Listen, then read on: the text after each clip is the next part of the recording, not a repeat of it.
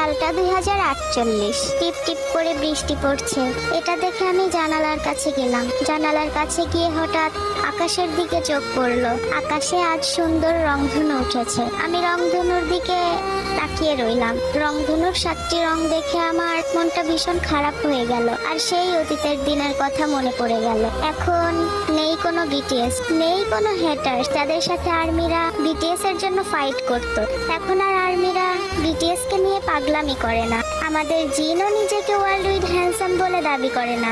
নামজনও আর আগের মতো জিনিসপত্র ভাঙে না, আর্মিদেরকে সাহসও যোগায় না। সুগাকেও এখন কোনো আর্মি ইয়ঙ্গি ম্যারিমি বলে ডাকে না। জিমিনও এখন চেয়ার থেকে পড়ে যায় না। আমাদের জেহবকে কোনো আর্মি আর কারণ ছাড়া হেট করে না। আমাদের ছোট সাহেব জাঙ্কু, তাকে এখন অপ্পা বলে ডাকলেও সে রেগে যায় না। আমাদের ভি, সেও এখন আর নিজেকে গুড বয় দাবি করে দুষ্টুমি করে বেড়ায় না।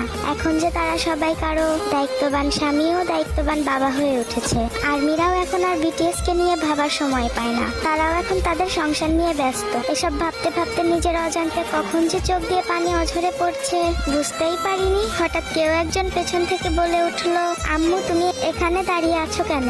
আমি পেছনে তাকিয়ে দেখলাম আমার ছেলে। আমার ছেলে বলল, আম্মু তুমি কাঁদছো কেন? আমি বললাম, কই বাবা, কাঁদছি না তো। আসলে আর্মি আমাদের মানতে কষ্ট হলেও এটাই সত্যি, এটাই আমাদের ভবিষ্যৎ।